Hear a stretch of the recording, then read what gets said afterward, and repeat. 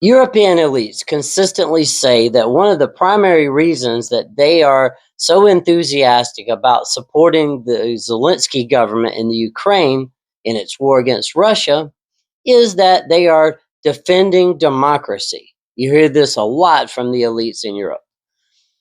However, what happens when a large majority of their own people back home begin demanding that they prioritize domestic issues that they care about over the issues of war that the elites care about? Well, in that case, what we find out is that democracy takes a back seat to the demands of the elites. We have a great example of this with recent actions from Prime Minister Keir Starmer in the UK. And what does this lead to? It leads to potentially social unrest and possibly even an explosive situation. Hello, I'm Michael, and this channel looks at power, geopolitics, and decline from a Southern realist perspective.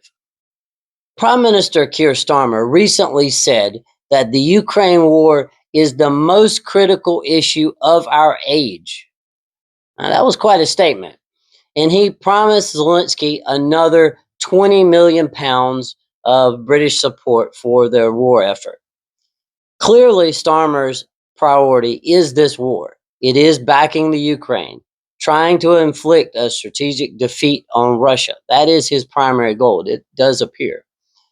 But what about the British people? Do they agree with Prime Minister Starmer? Well, in fact, no. Polls consistently reveal that the public is most concerned about, and here it depends on which poll you look at, but the number one issue is either immigration or cost of living. Those are the main two issues that the British people are really concerned about: immigration and the cost of living. And then you also have issues like the National Health Service and crime. And of course, crime is related to immigration. Actually, all of this is very closely related. It's all due to policies enacted by the elites, such as Keir Starmer. But that is the public's concern. Their concern is their own well being. They would like to see things better in Britain for the British people. Meanwhile, Keir Starmer would like to give British money to the Ukraine. He would like to see things better in the Ukraine for the Ukrainian people. Now, in this, Starmer is not alone. Of course, he's the leader of the Labour Party. Are the Tories any different? Well, let's look at Boris Johnson. Well, he was in the news just recently. And what was Boris Johnson calling for? Was he calling for peace? Was he calling for a focus on helping the British people, maybe getting cost of living down, maybe getting rid of some of the immigrants, maybe helping the National Health Service? No, he wasn't actually talking about any of that. He was talking about sending unarmed British soldiers to the Ukraine, inside the Ukraine. Now, why would they be unarmed? Because he doesn't want to say, hey, I want to send troops to the front line to go die for the Ukraine. He doesn't want to say that. He says, oh, let's send some unarmed troops over there and they can support the Ukraine. Now, what would happen if Britain sent a bunch of unarmed troops over to the Ukraine? Well, they would be a target. And Russia has already said that they will target any European troops that are brought into the Ukraine. They will target these people. So British soldiers would die. And according to Boris Johnson, they would be unarmed and then they would be killed by Russian missiles or drones or whatever else. And what would happen then? Well, that would serve as a tripwire. And then all of the elites in Europe would immediately demand that there be a full-scale mobilization to support the Ukraine. And you have World War III.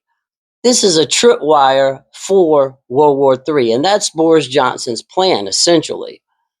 Now, back when Boris Johnson was prime minister, he promised to slow down immigration, the tidal wave that had been flooding the UK.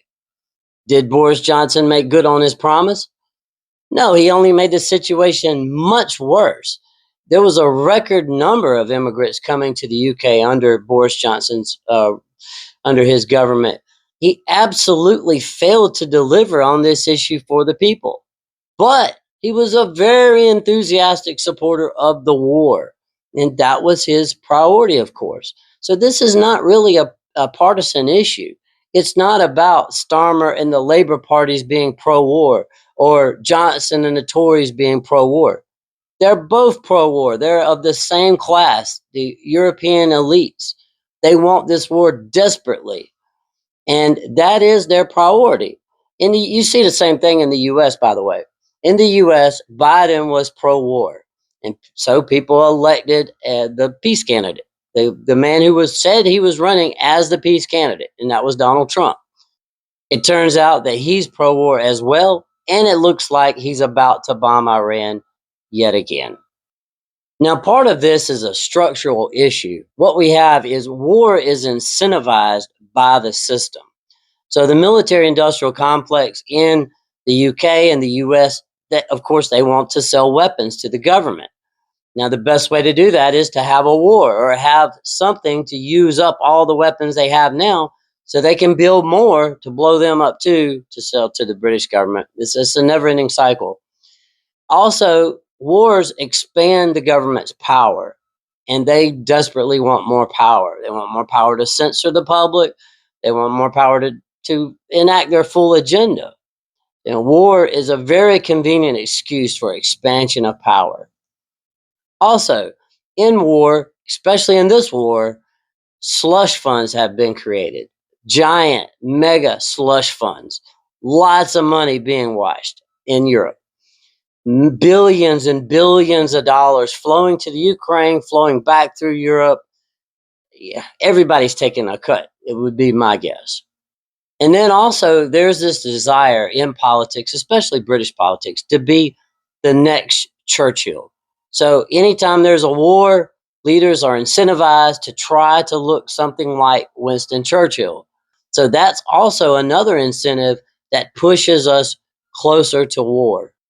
Also, when politicians are unpopular, and Keir Starmer is deeply unpopular. They say that he's possibly the least popular prime minister in British history, and that's incredible.